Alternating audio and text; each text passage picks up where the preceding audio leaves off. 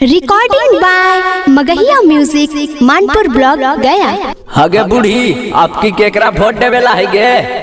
Time जीता आपकी वकील खान भैया के वोट देवेला है।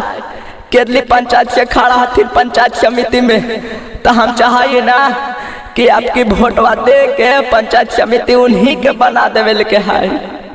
तो हाँ, ये तो बढ़िया सोच तो बड़ी बढ़िया होगे, लेकिन आपकी ओकरे बना देवे है। हाँ जी, आपकी उनके के बनावेला है और जिंदाबाद जिंदाबाद करके रैली में चले के है। और सब चाचा चाची से निवेदन है कि आपकी हमारे वकील भैया के जिताइथिन। वकील खान जिंदाबाद जिंदाबाद जिंदाबाद, मोती के माला छाप जिंदाबाद जिंदाबाद जिंदाबाद, केदली पंचायत के जनता जिंदाबाद जिंदाबाद जिंदाबाद। केदली पंचायतवा से खड़ा हथिन हमारो वकील खान भैया गे बहिनी।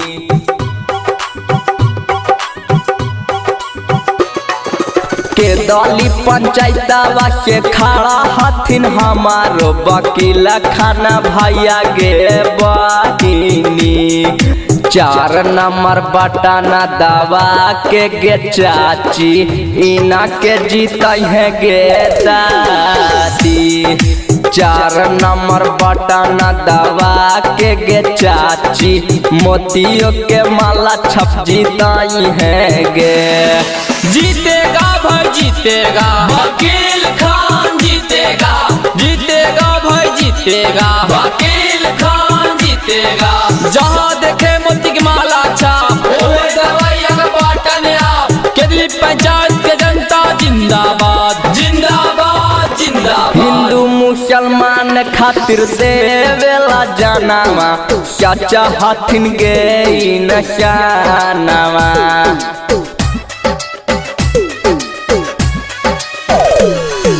नाली गली पक्का रोड करा थुन ढलाइया, इना के जीताई है गे चाची। हमारो वकील भैया गाड़ी बन के शानावा, धियानावा दी है गे बहिनी। हमारो वकील खान भैया के तू पंचायत समिति बनाई है गे। जी हाँ दोस्तों, बहुतों को देखा है पारा पारी, अब की है वकील खान भैया की बारी। तो आप लोग वोट करिए और विकास का काम हमारे वकील खान भैया करेंगे, क्योंकि विकास का दूसरा नाम वकील खान भैया है। तो याद रखे हुए चाची, क्रम संख्या 4, मोतियों के माला छप्पर बटन दबा के भारी बहुमत इनका जितावेला है।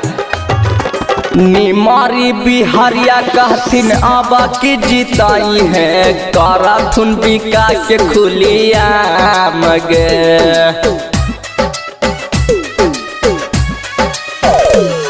निमारी बिहारिया कहथिन आबा की जीताई है, कराथुन विकास खुलिया मगे। बुढ़ावा के बिरहा पीना खिल देवाई थुन, राखी है दादी विश्वास गे। हमारो वकील खाना भैया के तू पंचायत समिति बनाई है गे। जी हाँ दोस्तों, भुलाइएगा नहीं, मोतियों को माला छाप क्रम संख्या 4 पर बटन दबा के भारी बहुमत से वकील खान जी को केदली कला पंचायत से पंचायत समिति बनावेला है। ठीक ना चाची?